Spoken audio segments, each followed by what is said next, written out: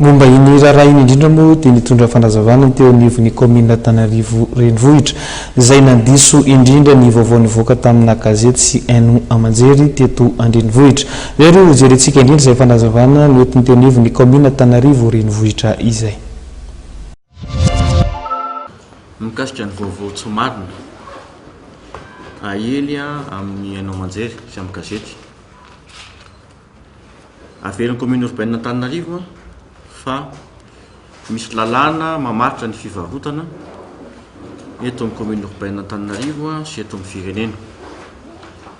Misy lalàna koa mifehy ireny entana amidy tsy ara-dalàna eny amoron-dalàna ireny.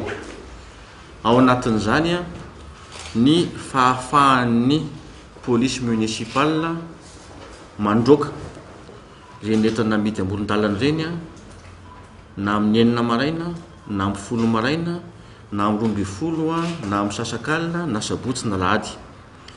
Ny lalàna dia miatra 7 jours sur 7, 24 heures sur 24 heures. Ka eto aloha dia tenenina zany fa rehefa mivarotra amoron-dalana ianao dia mety ho voafoaka ny police municipale ny entana rehefa miasa ilay police municipale. Raha izay. Mikasika ny tamin'ny lahady dia zao ny zavatra, zao ny rapport azo avy amin'ny ambaratongam-pahefana ato amin'ny commune urbaine Antananarivo. Ny assainissement dia mandeha tokoa na sabotsy na lahady ary nisy tokoa fandrofana entana teny Ambojatoro na tetỳ Analakely. Saingy tsy nahita olona naratra ny police commune urbaine Antananarivo tao anatin'izany ary tsy nanosika olona izy tao anatin'izany. Nisy tokoa ny olona nangataka ireo entana izay nirofona teto amin'ny poste de police hoe aiza ilay entana noraisina. Anisany tonga teto ilay ramatoa maty io nangataka hoe aiza ny entana no alaina.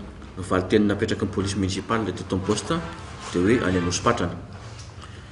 Hitanareo tsara ny rapport n'ilay docteur fa choc émotionnel nanjoan'ilay ramatoa.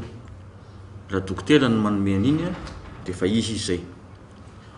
Ny an'ny commune urbaine Antananarivo, ny commune urbaine Antananarivo dia tsy migérer natao hoe choc émotionnel zany. Ny asan'ny commune urbaine Antananarivo dia ny migérer ny tanàna Antananarivo, mitandro ny filamina eto amin'ny tanàna Antananarivo, mitandro ny fahadiovana ary mitandro ny fiainan'ny olona mba ho tsara kokoa hatrany. Ka hatreto aloha zany ny police municipale tsy mpamono olona fa ny police municipale dia anisan'ireo olona mitandro ny filaminana.